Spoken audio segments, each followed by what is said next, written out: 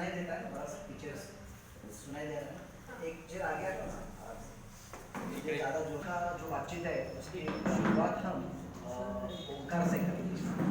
ठीक है, तो आप सब संगीत क्षेत्र से भी जुड़े हुए हो तो ओंकार का उच्चारण करना सबके लिए अच्छा रहेगा। तो ये जो ओंकार है ये सिंपल सिर्फ ओम नहीं बोलना है, ये एक प्राणायाम के जैसे ओंकार करना है। ठीक है, तो जब हम ओंकार करेंगे तो अ भी बोलेंगे, उसके बाद उ भी बोलेंगे और म भी बोलेंगे। ओम का एक्चुअल स्पेलिंग अ उ म AUM ऐसा है ना।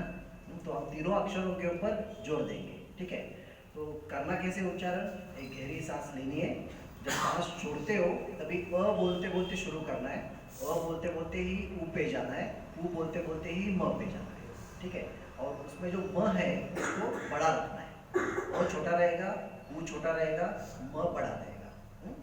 अ जब बोल रहे हो तभी आपका ध्यान रहेगा नाभि के ऊपर, उ जब बोलते हो तभी आपका ध्यान रहेगा हृदय के ऊपर, और जब म बोलते हो तभी आपका ध्यान रहेगा माथे के ऊपर या भूमध्य के बीच में।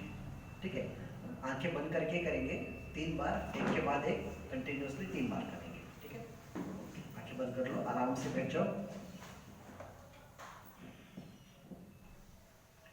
ओंकार के लिए गहरी सांस ले लो।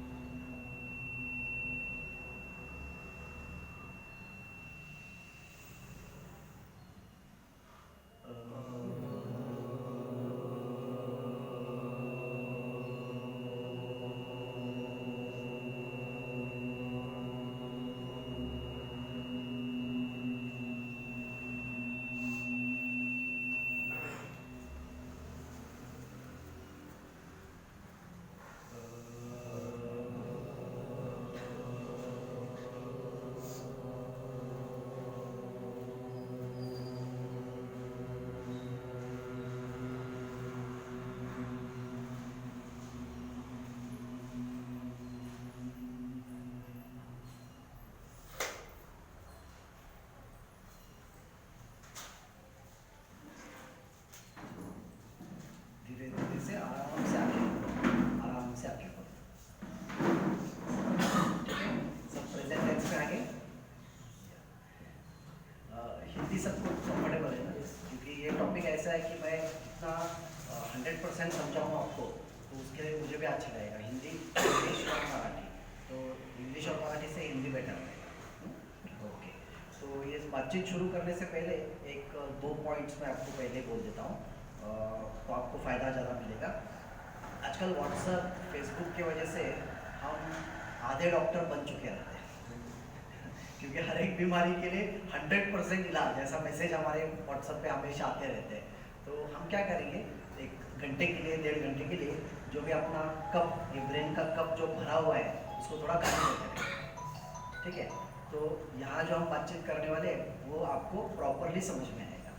ठीक है, मेरी तरफ से मैं आपको 100% समझाने की कोशिश करूँगा, 1% भी कम नहीं, 100% दूंगा आपको। अभी आप कितना परसेंट समझते हो उसकी जवाबदारी मैं नहीं लूँगा, मेरी जवाबदारी मैं लूँगा, आपकी जवाबदारी आपको लेना है, ये टॉपिक को समझ के लेना है। ठीक है, तो ये जो भी मैं बात करूँगा आगे के 1 घंटे में वो प्रयोग है, एक्सपेरिमेंट है।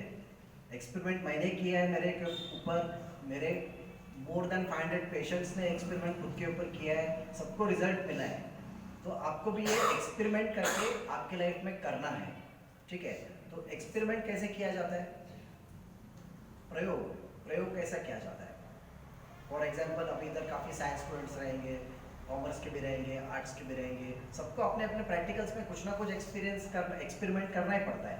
तो फॉर एग्जाम्पल, अगर H2 हाइड्रोजन का 2 मॉलिक्यूल और O1 ऑक्सीजन का 1 मॉलिक्यूल मैंने ऐड करने को बोला, तो क्या तैयार हो जाएगा, H2O, वाटर तैयार हो जाएगा। आपको लगा कि वो इतना इंपॉर्टेंट है ऑक्सीजन, एक ही मॉलिक्यूल क्यों डालने का, 2 मॉलिक्यूल डालेंगे करके आपने अगर H2 और O2 ऐड कर दिया तो क्या तैयार हो जाएगा, H2O2 हाइड्रोजन पेरोक्साइड तैयार हो जाएगा, अपने काम का कुछ नहीं, ठीक है। तो प्रयोग करना है मीन्स वो 100%, जैसे साइंस उसके पीछे जो मैं बात करूँगा ये पूरा साइंटिफिक बात रहेगी, इसका पूरा डेटा आपको गूगल पे अवेलेबल रहेगा। तो ये आप 100% अप्लाई करोगे आपके लाइफ में तो आपको जो रिजल्ट चाहिए वो मिलेगा। तो प्रयोग करना है 100%, ठीक है, ये बात क्लियर हो गया, राइट। दूसरा एक मैं बात बताऊंगा कि ये बातचीत के दौरान मैं आपको पहले जो भी 45 मिनट्स 1 आवर में बात करूंगा इसमें क्वेश्चंस मैं पूछूंगा, ठीक है। तो क्वेश्चन आंसर ऐसी बहुत बार बातचीत चलती रहेगी। आखिर का जो आधा घंटा मिलेगा, 15 मिनट 20 मिनट जो भी मिलेगा, उसमें आप मुझे क्वेश्चन पूछोगे और मैं आंसर दूंगा, ठीक है। और मैं आशा करता हूँ कि आपके मन में क्वेश्चन ना आए, उतना मैं आपको समझाने की कोशिश करूँगा, ठीक है, राइट। तो हम सिंपल क्वेश्चन से स्टार्ट करेंगे। कल परसों सबने टीवी पे न्यूज़ देखा, स्वाइन फ्लू फिर से आ गया है। स्वाइन फ्लू महाराष्ट्र में बहुत जगह पे स्वाइन फ्लू डिटेक्ट हुआ है। पूना में तो हाईएस्ट पेशेंट्स मिले हैं स्वाइन फ्लू के, रेड अलर्ट डिक्लेयर किया है पूना में स्वाइन फ्लू के लिए। तो स्वाइन फ्लू क्यों होता है, किसके वजह से होता है?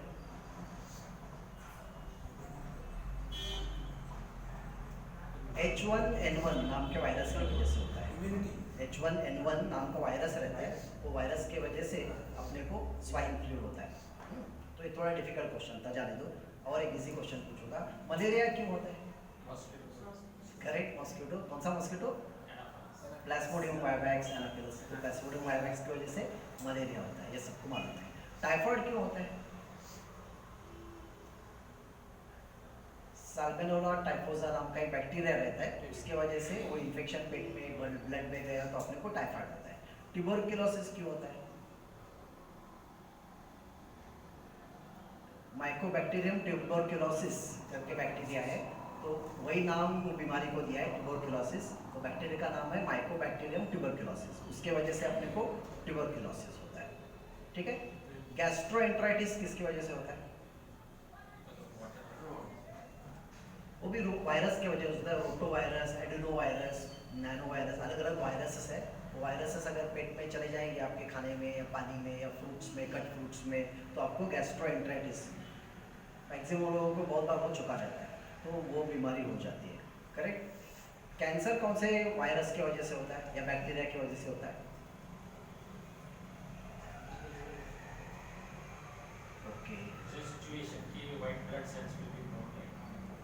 डायबिटीज कौन से बैक्टीरिया की वजह से होता है? There is one bacteria, one virus responsible for diabetes.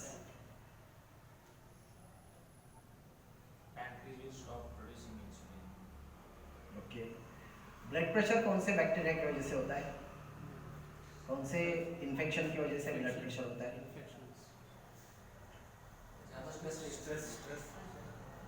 Okay, depression कौन से बैक्टीरिया की वजह से होता है? बैक्टीरिया नहीं है। बैक पेन कौन से वायरस की वजह से होता है? बैक पेन कौन से बैक्टीरिया की वजह से बैक पेन होता है?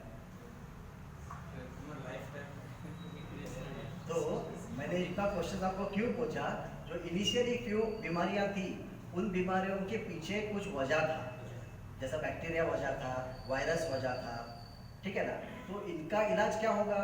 उन वायरस को मार देना, वो बैक्टीरिया को मार देना, चाहे आप मेडिसिन कौन सा भी लो, एलोपैथी लो, आयुर्वेदिक लो, होम्योपैथिक लो, वो बात अलग है। लेकिन वो वायरस या बैक्टीरिया दूसरे के वजह से अपने को तकलीफ हो रहा है, ठीक है, वो बीमारियां थी। और ये जो सब बीमारियां हैं, ब्लड प्रेशर है, डायबिटीज है, डिप्रेशन है, बैक पेन है, कैंसर है, ये इसके लिए दूसरा कोई वजह नहीं है, एक ही सबसे बड़ा बैक्टीरिया है, वो हम खुद है। हमारे खुद के वजह से ये सब बीमारियां होती है, ठीक है। तो अभी ये बीमारी में अगर आप टैबलेट लेना चालू करोगे तो आपको क्या लगता है 100% इलाज हो गया? डायबिटीज हुआ, आपने टैबलेट चालू किया लेने को, क्या इलाज हो गया? वो ब्लड प्रेशर के लिए टैबलेट लेना चालू किया, इलाज हो गया? बैक पेन के लिए मेडिसिन लेंगे, कितना दिन लेंगे मेडिसिन? तो जब तक गोली खाएंगे पेन कम होगा, गोली खाने का बंद कर दोगे फिर से पेन चालू हो जाएगा। सेम आप सब लोगों ने नोटिस किया रहेगा डायबिटीज में, सेम नोटिस किया रहेगा ब्लड प्रेशर में। तो नो डाउट मेडिसिन एक पर्टिकुलर फेज में लेना जरूरी है, लेकिन medicine is not the treatment, कुछ अलग है। तो अलग क्या है वो हम देखेंगे। तो ये सब जो बीमारियों का नाम बताया मैंने, इन बीमारियों को आज का जो टॉपिक है लाइफस्टाइल रिलेटेड डिसऑर्डर्स है, LRD इनको नाम दिया है। तो ये लाइफस्टाइल, आपके जीवन शैली में कुछ तो गड़बड़ है, उसके वजह से ये प्रॉब्लम हुआ है, ठीक है। तो आपके जीवन शैली में अगर गड़बड़ है तो खुद को आपको काम करना पड़ेगा ना इसके ऊपर ठीक होने के लिए। एज ए डॉक्टर क्या कर सकता है डॉक्टर? ज़्यादा से ज़्यादा गोली देगा और एडवाइस देगा आपको, ये करो वो करो, लेकिन करने वाले कौन है? आप ही हैं। अभी लाइफस्टाइल चेंज करना पड़ेगा आपको। तो लाइफस्टाइल चेंज करना यानी क्या करना पड़ेगा? आप समझो बेलगाम में जॉब कर रहे हो और बेलगाम का क्लाइमेट आपको सूट नहीं हो रहा है, तो क्या आप जॉब चेंज करोगे बेलगाम का और हुबली में जॉब चालू करोगे? ये लाइफस्टाइल चेंज हो गया? आपके पास समझो मारुति कार है और आपको बैक पेन बहुत हो रहा है, या स्कूटर है, समझो एक्टिवा है आपके पास और बैक पेन बहुत हो रहा है, तो स्कूटर बेच के आप मारुति कार लेंगे? तो लाइफस्टाइल चेंज हो गया। मारुति कार है फिर भी बैक पेन हो रहा है आपको, तो आप होंडा लेंगे? होंडा भी है फिर भी बैक पेन हो रहा है, इतना कंफर्टेबल गाड़ी, तो मर्सिडीज बेंज लेंगे आप, तो वो कंफर्टेबल रहेगा ना, तो बैक पेन नहीं होगा। तो ये लाइफस्टाइल चेंज हो गया क्या? तो मर्सिडीज बेंज होने के बावजूद आपको बैक पेन है, तो मर्सिडीज बेंज को छोड़ के थोड़ा चलना चालू करना, ये लाइफस्टाइल चेंज हो गया, करेक्ट? हाँ, तो ऐसे आपको लाइफस्टाइल मॉडिफिकेशंस आपको करना पड़ेगा ताकि ये बीमारियां जड़ से निकल जाए, ठीक है? क्योंकि इन बीमारियों का जड़ आप ही हो, आपके अंदर ही छुपा हुआ है जड़, ठीक है? तो हम क्या कर सकते हैं डेली लाइफ में चेंजेस? तो चेंजेस ऐसे चाहिए जो अपने को लाइफ लॉन्ग मेंटेन करने को आना चाहिए, है ना? मैंने ऐसा कुछ आपको तरीका बोल दिया तो 8 दिन किया आपने, 8 दिन के बाद नहीं ये तो पॉसिबल नहीं करके आप छोड़ देंगे, तो वो लाइफस्टाइल चेंज नहीं होगा, वो उसका कुछ फायदा नहीं होगा। तो आपको ऐसे चेंजेस लाना पड़ेगा कि आपको डेली लाइफ में आराम से करने को डेली बेसिस पे आना चाहिए। तो ऐसे आपको चेंजेस करना पड़ेगा। तो 3 बातें हैं। पहली बात है डेली एटलीस्ट 1 आवर एक्सरसाइज। वो डिफिकल्ट नहीं है, 24 घंटे में खुद के लिए 1 घंटा निकालना डिफिकल्ट नहीं है। कितना भी बिजी कोई भी रहने दो, 1 घंटा कैसे भी निकाल सकता है। तो ये करना है, फर्स्ट थिंग आपको एक्सरसाइज करना है। दूसरा, आपको प्रॉपर डाइट लेना है, योग्य आहार लेना है। मैंने डाइट नहीं बोला, प्रॉपर डाइट बोला मैंने, मीन्स आपके शरीर की क्या जरूरत है वैसे प्रॉपर डाइट लेना है। और तीसरा करना है खुश रहना है, खुश रहना है, हैप्पी रहना है। तो हम इन तीनों विषय के ऊपर चर्चा करेंगे। तो स्टार्ट करेंगे हम लास्ट, खुश रहना है वहाँ से। तो खुश कैसे रहोगे आप? आजकल खुश रहने के प्रोग्राम से रहते हैं सुने ना आपने? खुश रहने के लिए प्रोग्राम ज्वाइन करो 5 दिन, और 5 दिन के बाद फिर रोते बैठो तो खुश रहने के लिए कुछ करने की जरूरत नहीं। सबको हॉबीज है। और जैसे मैं इधर बेलगाम में था, मैं काफ़ी मेरा एक्टिव रूटीन था और मैं बहुत स्ट्रेस्ड आउट हो चुका था, लेकिन मुझे एक बहुत अंदर मेरी एक हॉबी थी जो मैं बाहर किसी के सामने एक्सप्रेस नहीं करता था, लेकिन मैं खुद के लिए यूज़ करता था। वो मुझे मैडम की वजह से एक्सप्रेस करने को मिला, मैं संगीत क्लास ज्वाइन किया, ठीक है? ये मेरी हॉबी थी। मैं इधर आता था वीकली थ्राइस 1 घंटा आके इधर स्पेंड करता था, टोटली स्ट्रेस फ्री हो जाता था। ऐसे कुछ भी हॉबी हो सकता है, पेंटिंग हॉबी हो सकता है, स्टैम्प कलेक्शन हॉबी हो सकता है, अलग अलग टेम्पल्स को विजिट करना, कार्विंग्स देखना हॉबी हो सकता है। हॉबी कुछ भी हो सकता है। तो आपका जो भी हॉबी है उस हॉबी के लिए थोड़ा दिन भर में आधा घंटा पौना घंटा टाइम दो। म्यूजिक बेस्ट स्ट्रेस रिलीफ है। आपको म्यूजिक में अगर इंटरेस्ट है तो रोज गाना गाना चालू करो, एकदम स्ट्रेस फ्री हो जाओगे। तो हॉबीज के लिए आप अगर आप खुद आधा घंटा पौना घंटा टाइम निकालोगे तो हॉबीज की वजह से आप हैप्पी हो जाओगे। जैसे आप हॉबी पूरा करोगे आप हैप्पी बन जाओगे। सिंपल तरीका है, कोई भी कर सकता है, और ये अच्छी बात है ना, हॉबी के ऊपर ध्यान देना अच्छी बात है। तो ये सिंपल तरीका है हैप्पी रहने का, ठीक है? दूसरा मैंने बोला एक्सरसाइज। डेली एक्सरसाइज करना बहुत जरूरी है। तो एक्सरसाइज माने हम क्या करते हैं, योगा का फैशन आ गया, योगा ही करते बैठ जाते हैं। जिम का फैशन आ गया, सिर्फ जिम जिम जिम जिम करते बैठ जाते हैं। तो फैशन के हिसाब से अपने एक्सरसाइज चेंज होते रहते हैं, ट्रेंड के हिसाब से। बीच में मेडिटेशन का फैशन आ गया, सब लोग मेडिटेशन, ध्यान। तो ऐसे मत करो। एक्सरसाइज करना है तो उसका आपके बॉडी के ऊपर साइंटिफिकली कुछ परिणाम होना चाहिए, दिखने चाहिए परिणाम। तो एक्सरसाइज 3 प्रकार से करना जरूरी है। एक्सरसाइज में 3 पार्ट्स रहते हैं, एक है स्ट्राइकिंग एक्सरसाइज, एक है स्ट्रेंथनिंग एक्सरसाइज और एक है रिलैक्सिंग एक्सरसाइज या स्ट्रेचिंग एक्सरसाइज। तो जो स्ट्राइकिंग एक्सरसाइज है, इस स्ट्राइकिंग एक्सरसाइज में आपके बॉडी के कैलोरीज मैक्सिमम बर्न होंगे और आपके जॉइंट्स को इम्पैक्ट मिलेगा। जितना आपके जॉइंट्स के ऊपर आप इम्पैक्ट दोगे उतना आपका जॉइंट स्ट्रॉन्ग हो जाएगा, आगे जाके जॉइंट पेन नहीं होगा, ऑलरेडी है तो वो भी धीरे धीरे से कम हो जाएगा, बोन का ग्रोथ अच्छा होगा, विटामिन D3 सिंथेसिस होगा बॉडी में स्ट्राइकिंग एक्सरसाइज की वजह से। तो स्ट्राइकिंग एक्सरसाइज यानी क्या, नाम बहुत बड़ा है लेकिन काम बहुत छोटा है। ब्रिस्क वॉक करने को जाने का, फास्ट वॉकिंग, स्लो वॉकिंग नहीं। हम लोग कैसे करते हैं, टाइम पास वॉकिंग करते हैं, 1 घंटा चल के आते हैं, हार्ट बीट 10 से भी नहीं बढ़ता है। तो वॉकिंग ऐसा करना है कि इम्पैक्ट होना चाहिए, हार्ट बीट बढ़ना चाहिए आपका। तो अच्छा कैनवास शूज पहनो, ब्रिस्क वॉक को जाओ, फास्ट वॉकिंग करने को जाओ, तो वो स्ट्राइकिंग एक्सरसाइज हो गया। आप यंग है, जॉगिंग कर सकते हो, रनिंग कर सकते हो, लेकिन जिनका एज हुआ है, जिनका वजन ज़्यादा है, उन लोगों को जॉगिंग या रनिंग एडवाइजेबल नहीं है क्योंकि जॉइंट्स और डैमेज हो सकते हैं। तो for them brisk walk, fast walking. Walking जब आप करते हो, टारगेट आपको रखना है मिनिमम 45 मिनट्स स्ट्रेच में। तो 45 मिनट्स क्यों, फर्स्ट 20 to 25 मिनट्स आपके बॉडी में जो ग्लूकोज है, ग्लाइकोजन है, वही सिर्फ बर्न होगा, ठीक है। 25 मिनट्स के बाद थोड़ा हार्ट रेट बढ़ना शुरू हो जाएगा। वो हार्ट रेट बढ़ने के बाद उस बढ़ा हुआ हार्ट रेट को आपको मेंटेन करना है नेक्स्ट 20 मिनट्स to 25 मिनट्स, तो तभी कैलोरीज और फैट बर्निंग होगा बॉडी में। तो उतना आप चलोगे 45 minutes to 50 minutes to 1 hour, धीरे धीरे से बढ़ाते जाओ। 1 आवर चलोगे डेली तो आपको स्ट्राइकिंग एक्सरसाइज का बेनिफिट मिलेगा, हार्ट रेट भी बढ़ेगा, ग्लूकोज भी बॉडी का बर्न होगा और फैट भी बर्न होगा, ठीक है। दूसरा प्रकार है एक्सरसाइज का स्ट्रेंथनिंग एक्सरसाइज। तो स्ट्रेंथनिंग एक्सरसाइज क्यों करना है, मसल्स को स्ट्रॉन्ग करने के लिए, मसल्स को ताकत बढ़ाने के लिए, मसल्स का ताकत बढ़ाने के लिए, मसल्स को टोन अप करने के लिए, थोड़ा शेप देने के लिए। तो उसके लिए बहुत बड़े बड़े वेट्स उठाने की जरूरत नहीं, उससे मसल्स और डैमेज हो जाएंगे। Simple free weight 1 kg, 2 pounds, 2 kg, simple जो वेट्स मिलते हैं आप घर पे भी लाके रखोगे तो भी आप आराम से कर सकोगे। तो फ्री वेट्स लेके आप एक्सरसाइज करो, तो उसके वजह से आपके मसल्स को स्ट्रेंथनिंग मिलेगा फ्री वेट एक्सरसाइज की वजह से। आप किसी जिम में जाके भी एक 15 दिन सीख के आओगे कौन से एक्सरसाइज करने हैं, फ्री वेट एक्सरसाइज, बाद में आप घर में भी कर सकते हो मिरर के सामने। तो ये हो गया स्ट्रेंथनिंग। और तीसरा है स्ट्रेचिंग एक्सरसाइज। तो स्ट्रेचिंग में योगासन आ गए, योगासन जितने भी आप करोगे ऑल आर स्ट्रेचेस, आप मसल को खींचते हो, तानते हो। तो मसल का एक प्रॉपर्टी है, मसल जो रहता है बॉडी में वो इलास्टिक नेचर रहता है उसका। आप मसल को जितना तानते हो उसको रिलैक्स करने के बाद फिर से वो नॉर्मल पोजीशन पे आ जाता है।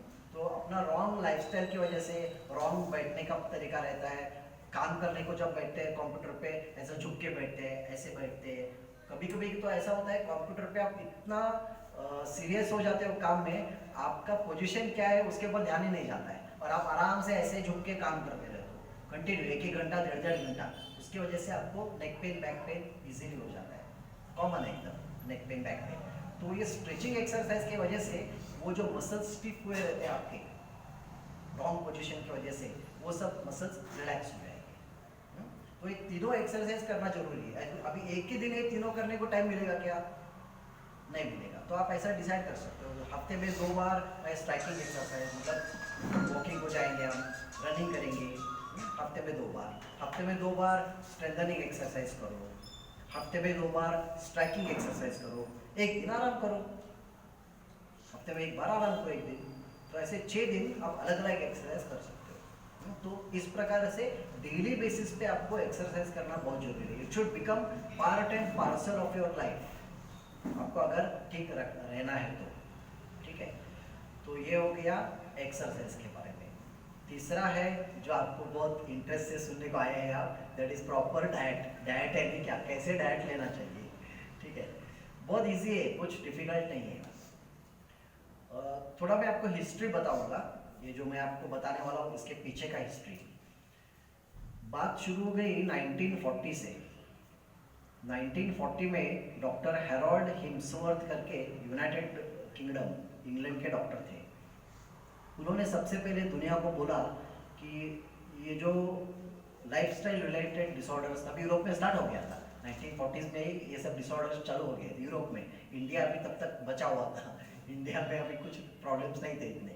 तो इनके पीछे एक हार्मोन रिस्पॉन्सिबल है, और वो हार्मोन बढ़ने की वजह से ये सब डिसऑर्डर्स हो रहे हैं। ओके, चाहे वो ब्लड प्रेशर हो, चाहे वो मोटापा हो, चाहे वो कोलेस्ट्रॉल बढ़ना हो, डिप्रेशन हो, जॉइंट पेन, जो प्रॉब्लम्स लाइफस्टाइल रिलेटेड डिसऑर्डर्स जो हम बोलते हैं, उन सब के पीछे वो एक हार्मोन है पर्टिकुलर। ऐसा उन्होंने बोला। उन्होंने रिसर्च किया, और रिसर्च करके उन्होंने सबको बताया। लेकिन प्रॉब्लम था उस जमाने में ये कि ये हार्मोन के लेवल चेक करने के लिए उतना मॉडर्न सामग्री इजीली अवेलेबल नहीं थी हार्मोनल लेवल चेक करने का। 1940s की बात है। तो तभी के जो मेडिकल फील्ड में डॉक्टर्स थे, अलग अलग साइंटिस्ट थे, उन्होंने ठीक है बोला, किया है रिसर्च उन्होंने करके, उसके ऊपर और ज़्यादा रिसर्च हुआ नहीं, और उधर ही रह गया, उनका रिसर्च उधर ही रह गया। उसके बाद 40 से लेके 88 तक ये प्रॉब्लम्स बढ़ते गए। यूरोप तो कैपिटल्स हो गया, capital of diabetes, capital of blood pressure, capital of heart problems, Europe. 88 में डॉक्टर जिराल्ड रीवन करके यूनाइटेड स्टेट्स के डॉक्टर थे, वो स्टैनफोर्ड यूनिवर्सिटी में साइंटिस्ट थे। उन्होंने फिर से इसके ऊपर रिसर्च करना शुरू किया कि ये बीमारी क्यों हो रही है, इतना क्यों बढ़ रहा है, बीमारी का प्रमाण यूरोप में इतना क्यों बढ़ रहा है। तो उन्होंने फिर से वो डॉक्टर हिम्सवर्थ का ही थीसिस जो था उसके ऊपर रिसर्च चालू किया, और उन्होंने फिर से एक बार सेकेंड टाइम दुनिया को बोला कि जो डॉक्टर हिम्सवर्थ बोल रहे थे वही सही है, एक पर्टिकुलर हार्मोन की वजह से ही ये बीमारियां हो रही है। 1988 में काफ़ी एडवांस हो चुका था मेडिकल साइंस, इन्वेस्टिगेशंस काफ़ी एडवांस हो चुके थे। तो उन्होंने जैसे ये रिसर्च लाया दुनिया के सामने, उसके ऊपर काफ़ी लोगों ने रिसर्च करना शुरू किया, और एक साल में 150 पेपर्स पब्लिश किए गए कि yes this is responsible for the lifestyle related disorders. Next 10 years में 15,000 थीसिस और केस पेपर्स दुनिया के सामने लाया गया, और उन्होंने बोला कि yes this hormone is responsible for lifestyle related disorders. कौन सा है वो हार्मोन? इंसुलिन। नाम सुना है ना इंसुलिन? जैसे ही इंसुलिन का नाम सुनते हैं क्या दिमाग में आता है? Sugar, diabetes. एक आम आदमी का सोच रहता है जब इंसुलिन बॉडी में कम हो जाता है तो शुगर बढ़ता है, करेक्ट? तो इसलिए इंसुलिन लेना पड़ता है शुगर कंट्रोल करने के लिए, ये एक आम आदमी का सोच रहता है। तो जैसे इंसुलिन का नाम सुना, डायबिटीज अपने सामने आ जाता है। तो इंसुलिन का इतना ही काम नहीं है, वो एक छोटा काम है उसका। इंसुलिन बॉडी में क्या क्या करता है, अगर इंसुलिन बढ़ गया तो क्या क्या करता है? सबसे पहले अगर बॉडी में इंसुलिन बढ़ गया तो जो भी आपके बॉडी में जो भी आप कार्बोहाइड्रेट्स खाते हो, वो कार्बोहाइड्रेट को फैट में कन्वर्ट करने का काम इंसुलिन करता है, ठीक है? जितने भी आप कार्ब्स खाओगे ज़्यादा, वो सब कार्बोहाइड्रेट्स में कन्वर्ट हो जाएगा इंसुलिन की वजह से। जितने भी आप शुगर लोगे, शुगर इंटेक जितना करोगे, वो शुगर सब कन्वर्ट हो जाएगा फैट में अगेन इंसुलिन की वजह से। Insulin will be responsible for converting sugar into again fat cells. आपके जो आर्टरीज है हार्ट से निकलने वाले, हार्ट के तरफ जाने वाले, वो आर्टरीज को थिन करने का काम, पतला करने का काम ये ज़्यादा इंसुलिन करता है। इंसुलिन ज़्यादा बढ़ गया तो इंसुलिन की वजह से आर्टरीज थिन हो जाती है। तो आर्टरीज के अंदर के हिस्से में आजकल आप सुनते हो ना कि आर्टरी ब्लॉक हो गया, ब्लॉक्स हो गए। तो ब्लॉक यानी क्या होता है? प्लेक फॉर्मेशन होता है, आर्टरी के अंदर प्लेक फॉर्मेशन होता है। वो प्लेक फॉर्मेशन को ये इंसुलिन प्रमोट करता है, ठीक है, और शुगर लेवल भी कंट्रोल करता है। तो ये जो हार्मोन अपने सबके बॉडी में दो शक्तियां हैं, बहुत इंपॉर्टेंट दो शक्तियां हैं। एक शक्ति का नाम है, ये अभी हमने बात किया, वो इंसुलिन। जो दूसरी जो शक्ति है बॉडी में उसका नाम है ग्लूकागॉन। ठीक है, ग्लूकागॉन। और ये दोनों हार्मोन्स है, उसको हिंदी में संप्रेरक बोलते हैं, संप्रेरक हार्मोन्स है। और ये दोनों हार्मोन्स आपको पता है कहाँ तैयार होते हैं? ग्लूकागॉन और इंसुलिन, हाँ, दोनों हार्मोन्स पैंक्रियास में तैयार होते हैं। पैंक्रियास आपके पेट के लेफ्ट साइड में, आपके पेट के पीछे के हिस्से में, लिवर के बाजू में पैंक्रियास करके ऐसा एक लंबा एक ऑर्गन रहता है। वो पैंक्रियास के अंदर बीटा सेल्स का द्वीप समूह रहता है, group of cells, beta cells of Langerhans. तो उसमें दो टाइप के सेल्स है, एक है उसमें बीटा सेल्स और दूसरा है अल्फा सेल्स। ऐसे दो प्रकार के सेल्स है उसमें पैंक्रियास में। जो बीटा सेल्स है वो इंसुलिन तैयार करता है और जो अल्फा सेल्स है वो ग्लूकागॉन तैयार करता है। दोनों हार्मोन्स है और दोनों का फंक्शन एग्जैक्टली ऑपोजिट है। इंसुलिन का जो बॉडी में फंक्शन है उसके एग्जैक्टली ऑपोजिट फंक्शन ग्लूकागॉन का है, ठीक है। अब देखो, हमारा अगर लाइफस्टाइल देखेंगे खाने पीने का, तो सुबह से लेके रात तक का हम लाइफस्टाइल एग्जाम्पल करके लेंगे। क्या होता है देखो, सुबह हम उठने के बाद सबसे पहले क्या करते हैं? चाय। और चाय में क्या रहता है? शुगर रहता है। तो the moment sugar touches the tongue, एक particular amount of insulin body में तैयार हो जाता है। और इंसुलिन जो बॉडी में सिक्रीट होता है उसका एक विशेषता है, ये कंटिन्यूस भी होते रहता है, उसको बेस लाइन सिक्रीशन बोलते हैं। वो कंटिन्यूस एक पर्टिकुलर अमाउंट में होते ही रहता है, उसका इतना फर्क नहीं पड़ता है। वो नॉर्मल बॉडी को मेंटेन करने के लिए वो इंसुलिन होते रहता है तैयार। लेकिन ये जो शुगर या कार्बोहाइड्रेट्स लेने के बाद जो तैयार होता है इंसुलिन, वो बाउट्स में तैयार होता है, मीन्स फेजेस में तैयार होता है। तो जैसे ही आपने शुगर लिया, एक पर्टिकुलर अमाउंट ऑफ इंसुलिन आपके बॉडी में आ गया, ठीक है, ब्लड में आ गया। एक एग्जाम्पल के लिए एक हाइपोथेटिकल वैल्यू हम पकड़ेंगे 20 यूनिट्स कैलकुलेशन के लिए। तो 20 यूनिट्स इंसुलिन गिर गया आपके ब्लड में सुबह जैसे ही चाय पिया आपने। तो चाय पीने के बाद हम नाश्ता करते हैं अराउंड 9-10 बजे के आसपास। इंडियन लोग नाश्ते के लिए क्या लेते हैं? कौन सा नाश्ता हम करते हैं ज़्यादा करके? इडली खाते हैं, उपमा खाते हैं, डोसा खाते हैं, पोहा खाते हैं, रवा शिरा खाते हैं, चपाती खाते हैं, भाकरी खाते हैं। तो ये जो भी हम नाश्ता करते हैं ये सब क्या है? कार्बोहाइड्रेट्स है।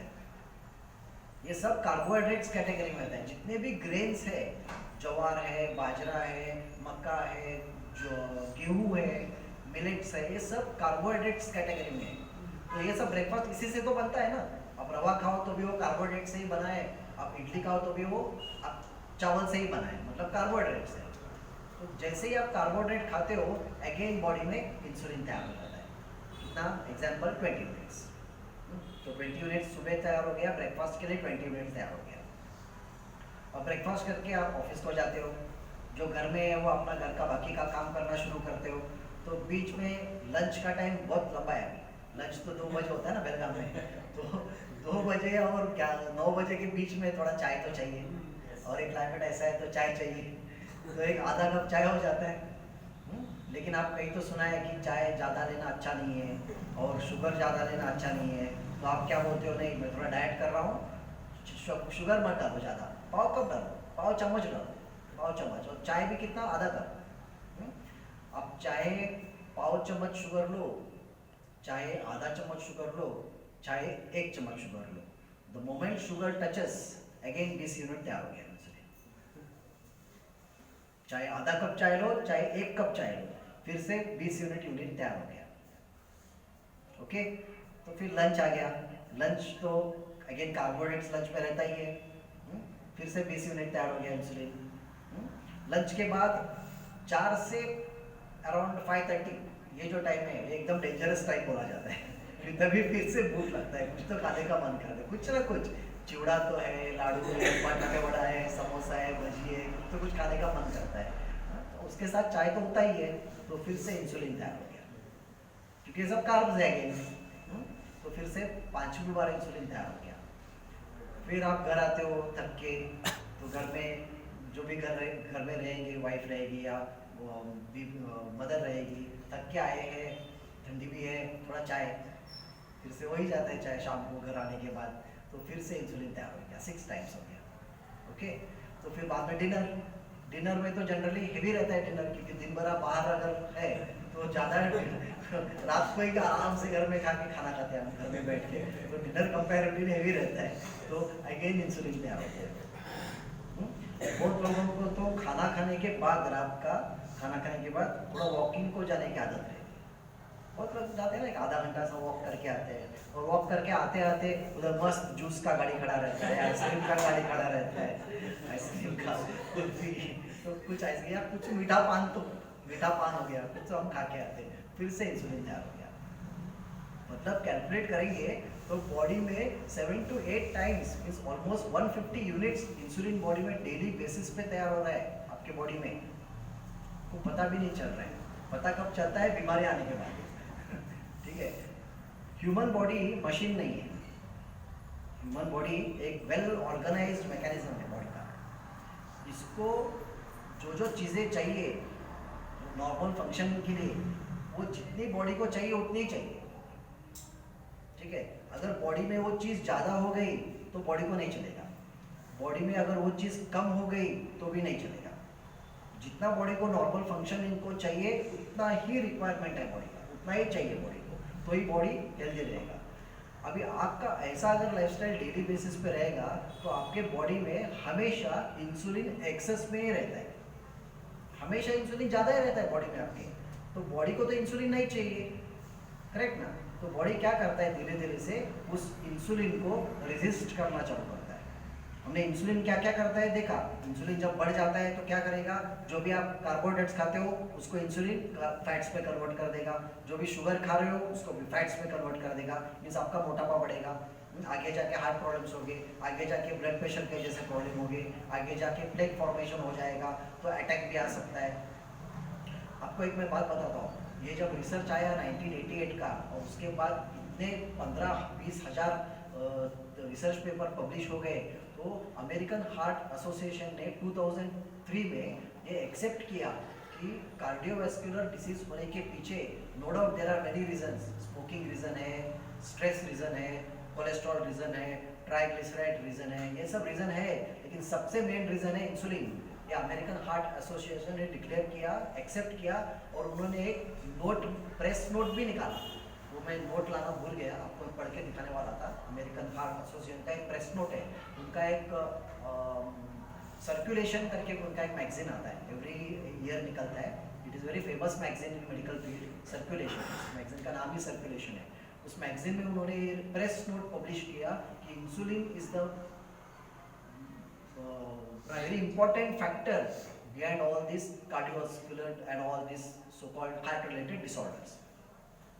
तो आपको इंसुलिन बढ़ने की वजह से ये सब प्रॉब्लम हो रहे हैं ऑलरेडी, और अभी आपके बॉडी में इतना इंसुलिन ज़्यादा बढ़ गया है कि बॉडी ने क्या शुरुआत किया, उस इंसुलिन को रेजिस्ट करना शुरुआत किया, रेजिस्टेंस पैदा हो गया आपकी बॉडी में धीरे धीरे धीरे से।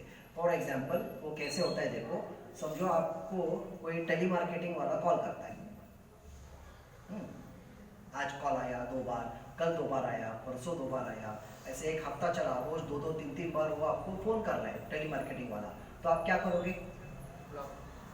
ब्लॉक कर दोगे, मतलब रेजिस्टेंस आपने उसको क्रिएट किया, उस नंबर के लिए रेजिस्टेंस दिया ना आपने, तो थोड़े दिन के बाद घर पे आ गया वो बेल बजाने के लिए, तो वो टेली मार्केटिंग वाला, तो क्या करोगे?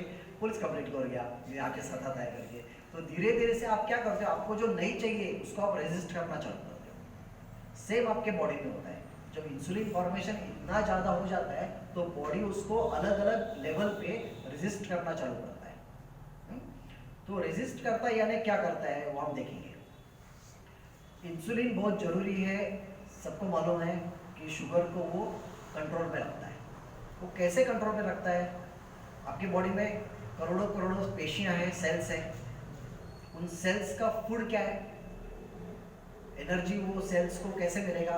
ग्लूकोज की वजह से। ठीक है, अब समझो ये पेशी है, इस पेशी को ग्लूकोज पहुंचाना है, तो उसको पहुंचाने का काम, ग्लूकोज को सेल तक पहुंचाने का काम ये इंसुलिन करता है। इंसुलिन अगर बॉडी में नहीं रहेगा तो पेशी को, वो सेल को ग्लूकोज अंदर तक नहीं जाएगा। ठीक है, तो मैकेनिज्म कैसे रहता है, हर एक सेल के ऊपर एक सेल रिसेप्टार करके एक पार्ट रहता है, सेल रिसेप्टार। अभी सेल रिसेप्टर का काम क्या है, जैसे वो इंसुलिन उसके नज़दीक आ जाएगा, वो रिसेप्टर उसको रिस्पॉन्ड करता है इंसुलिन को और सेल को खोल देता है, मीन्स उसका दरवाजा खोल देता है। Means in short insulin is like a key and receptor is like a lock. वो इंसुलिन आके उस लॉक को खोल देता है, सेल ओपन हो जाएगा, ओपन होने के बाद वो ग्लूकोज जो है वो सेल के अंदर जाएगा और वो सेल को एनर्जी देगा। इस प्रकार से आपके ब्लड में जो ग्लूकोज था वो कम हो गया, क्योंकि वो सेल को दिया गया ना, तो ब्लड में का ग्लूकोज कम हो गया। इस प्रकार से इंसुलिन आपके ब्लड शुगर को कंट्रोल करता है डेली बेसिस पे। अब अगर बॉडी ने रेजिस्टेंस पैदा कर दिया उस इंसुलिन के लिए, तो क्या होगा, वो इंसुलिन बॉडी में है, ब्लड में है, वो सेल तक आ भी रहा है, लेकिन वो जो रिसेप्टर है वो रिसेप्टर वो इंसुलिन को रिस्पॉन्ड नहीं देता। मीन्स एग्जाम्पल इधर एक सिंपल देना है तो समझो रिसेप्टर इज लॉक, इंसुलिन चाबी है, इंसुलिन का नंबर 4 है चाबी का नंबर, और रिसेप्टर का भी नंबर 4 है, तो वो चाबी खुल जाना चाहिए ना। रेजिस्टेंस जब तैयार हो जाता है तो इस सेल का साइज बढ़ जाता है, मीन्स वो चाबी का नंबर क्या हो गया, लॉक का नंबर 8 हो गया एग्जाम्पल, और इंसुलिन का नंबर उतना ही है 4, तो लॉक खुलेगा नहीं। तो अगर सेल रिस्पॉन्स नहीं देगा इंसुलिन के लिए तो वो सेल ओपन नहीं होगा, तो ग्लूकोज अंदर नहीं जा पाएगा। ये बात सिंपल समझ में आ रही है, शुगर कैसे कंट्रोल में आता है। तो इस प्रकार से डेली बेसिस पे मंथ्स के बाद, फ्यू मंथ्स के बाद रेजिस्टेंस जब बढ़ते जाता है इंसुलिन के लिए, तब क्या हो जाएगा, बॉडी में सेल्स तो भूखे हैं, उनको तो खाना प्रॉपरली नहीं मिल रहा है, वो काम भी कर रहे हैं लेकिन उनको खाना नहीं मिल रहा है, तो वो ब्रेन को सिग्नल भेजना चालू करते हैं कि वी आर स्टार्व्ड, हमको भूख लगा है, हमको खाना नहीं मिल रहा है। तो ब्रेन सिग्नल पैंक्रियास को भेजता है कि इंसुलिन और बढ़ाओ, इंसुलिन का प्रोडक्शन और बढ़ाओ, सेल्स को भूख लगा है, उनको खाना नहीं मिल रहा है, तो आपका इंसुलिन बॉडी में प्रोडक्शन और बढ़ जाता है। इंसुलिन का प्रोडक्शन जैसे और बढ़ जाएगा, बॉडी और उसको रेजिस्टेंस तैयार करता है, तो ये विशेष साइकिल में फंस गया। एक टाइम ऐसे आता है लाइफ के आपके ब्लड में इतना ज़्यादा इंसुलिन हो जाता है और शुगर भी इतना ज़्यादा बढ़ जाता है कि वो इंसुलिन कुछ काम का ही नहीं है, ना शुगर है कुछ काम का है, क्योंकि वो शुगर सेल्स तक पहुंच नहीं पाता है और इंसुलिन अपना काम कर नहीं पाता है। दैट इज द टाइम आपके ब्लड में डिटेक्ट हो जाता है आपको कि डायबिटीज हो गया, शुगर बढ़ गया। तो जनरली जो डायबिटीज होता है 95%